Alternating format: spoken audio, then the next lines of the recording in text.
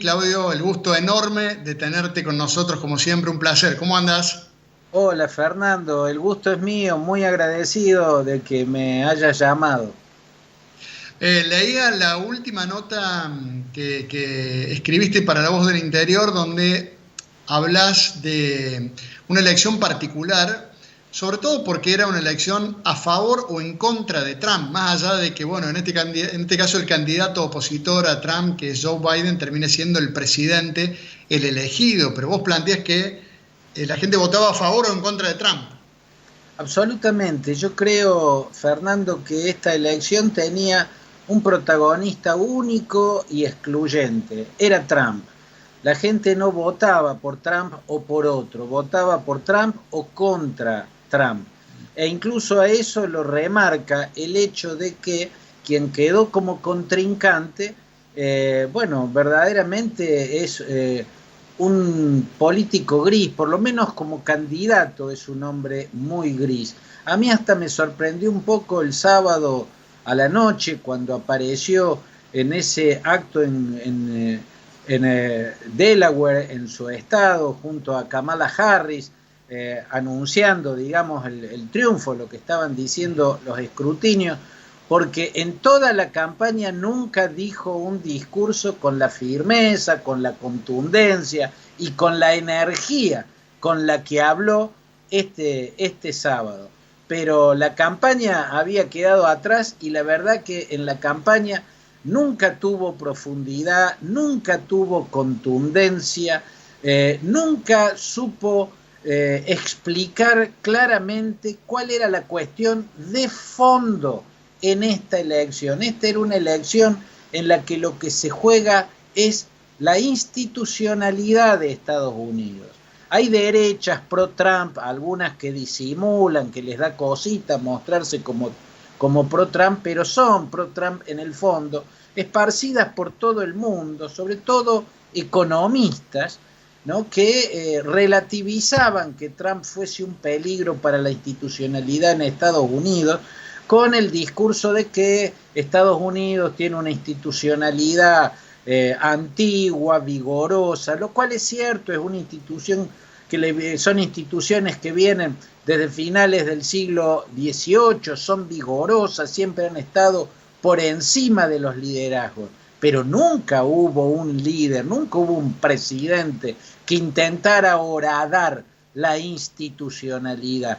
Y cuando alguno lo hizo, terminó en juicio político, como Richard Nixon, que en rigor renunció un poquito antes del juicio político, pero iba al juicio político y lo iban a destituir, porque al revés de Trump, el Partido Republicano en la década del 70 no estaba dispuesto a ser cómplice de un delito, ahora fue cómplice de un delito. Ahí vemos todo lo que Trump logró avanzar en horadar las tradiciones de la política norteamericana y estaba horadando la institucionalidad. Un presidente anterior no hubiera sobrevivido al impeachment al que él sobrevivió con las muy contundentes pruebas que existían en su contra.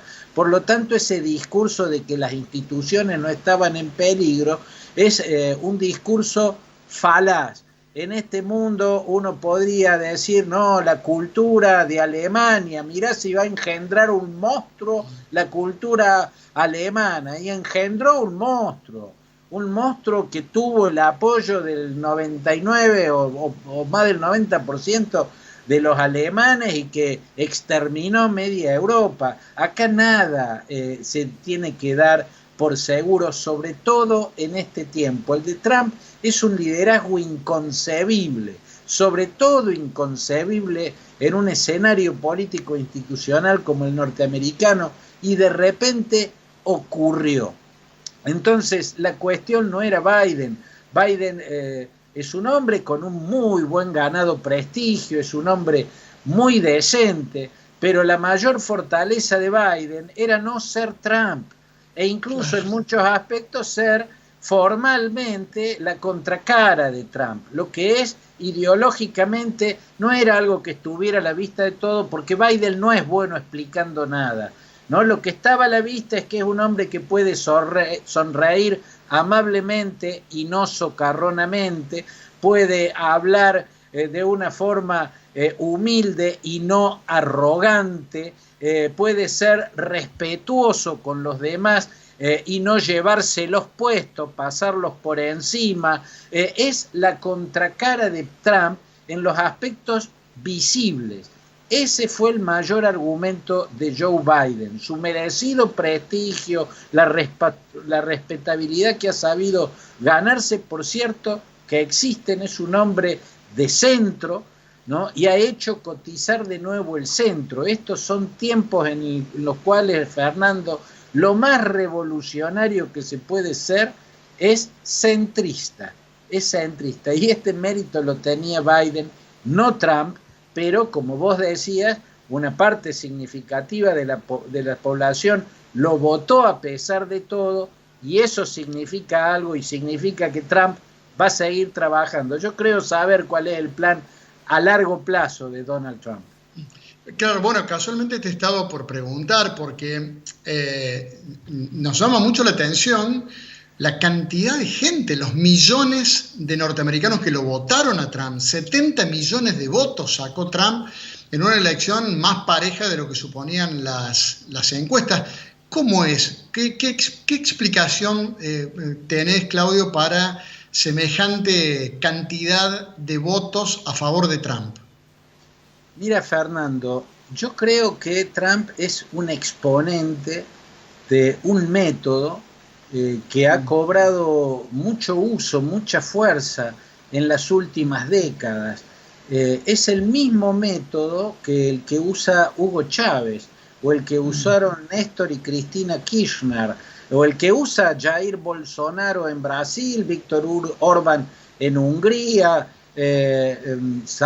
Matteo Salvini en Italia, el liderazgo ultraconservador polaco. A muchos lo confunden, dicen, no puede ser, si unos son de izquierda, los otros de derecha. Claro. No, mira, la diferencia está en el traje ideológico. Vos podés poner el traje ideológico que mejor te calce, más hecho a medida tuyo, pero el método es el mismo. El método es dividir la sociedad, inocular odio político, tratar al adversario como un enemigo, tratar a los grandes medios de comunicación como impulsores de una conspiración contra la voluntad popular que expresa ese líder, y además un aspecto fundamental, que cuando uno mira, ya sea Chávez, ya sea Néstor y Cristina, ya sea Bolsonaro o Trump, el método es el mismo, el traje ideológico es distinto, el método es el mismo. Y ese rasgo yo lo llamo sacar impresentables del placar o del armario, ¿no? Depende cómo uno tenga la metáfora esa de salir del placar o de salir del armario, ¿no? Como se decía cuando la homosexualidad empezó a ser admitida, porque la cultura de la tolerancia y la diversidad fue enseñándole al mundo que somos todos iguales, y que no hay algunos que son mejores y otros tienen que vivir con vergüenza. Entonces decía, está saliendo del placar o está saliendo del armario. Bueno, las culturas políticas imperantes suelen guardar a sectores sociales en un placar o en un armario hasta que viene un líder y los reivindica, los redime. Sectores que se habían vuelto impresentables. Por ejemplo, el kirchnerismo reivindicó al montonerismo, se reivindicó a quienes actuaron y a quienes simpatizaron con una organización militarizada que cometía asesinatos y secuestros.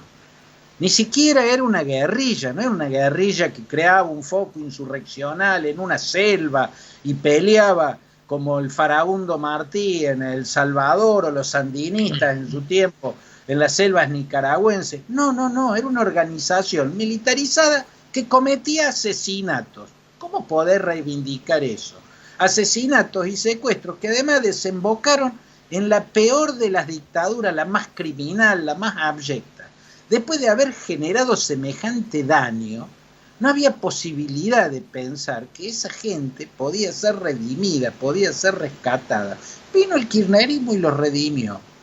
Esa gente, los que fueron parte de esas organizaciones y los que simpatizaban con esas organizaciones, sintieron desde entonces un fervor pasional, emocional, es una adhesión emocional.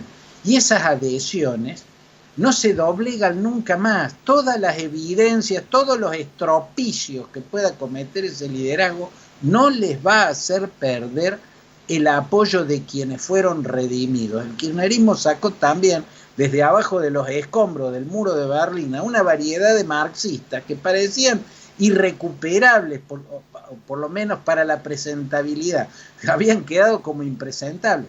Fueron y los redimieron. Ahí está el grupo, el núcleo duro. Con el núcleo duro no te alcanza, pero el núcleo duro es valioso porque solo lo tiene el líder que aplica el método.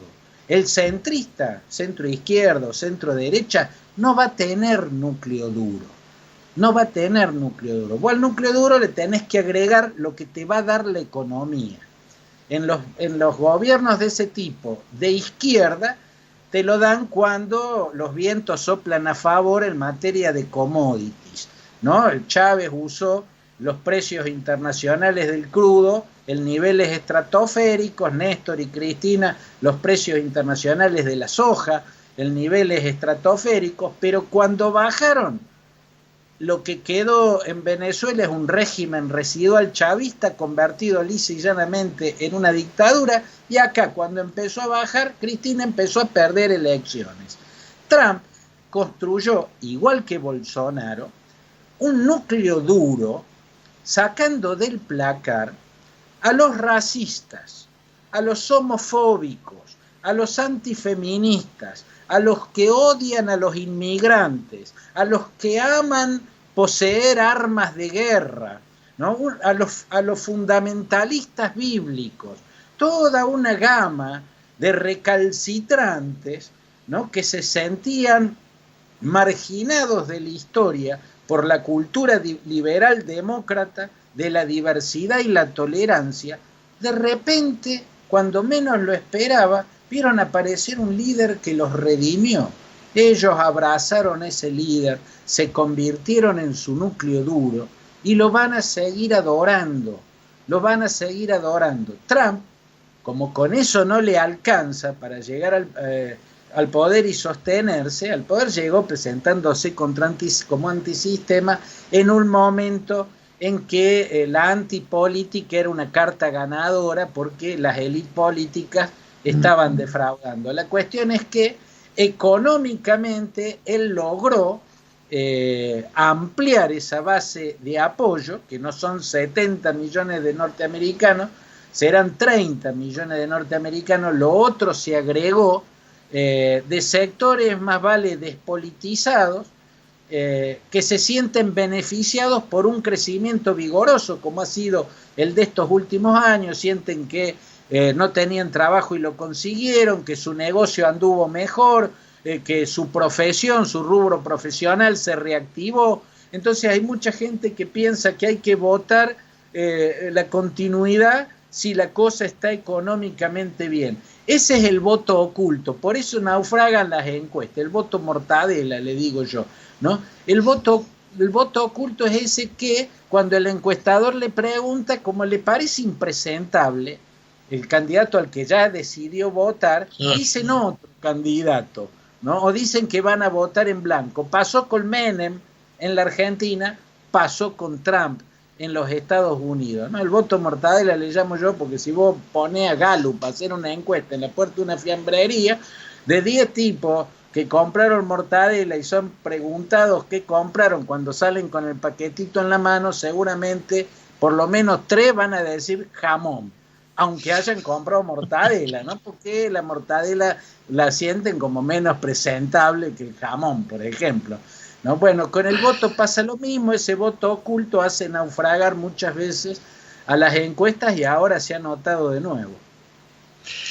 Muy interesante escucharte, me quedo con ganas de seguir hablando, se me acabó el tiempo, pero seguramente vamos a tener posibilidad para hablar de lo que sigue en Estados Unidos, de otros temas, la situación en Bolivia, el nuevo presidente que acaba de asumir. Claudio, un placer, de verdad, tenerte unos minutos y bueno, muy claro, como siempre, tu análisis. Te mando un fuerte abrazo.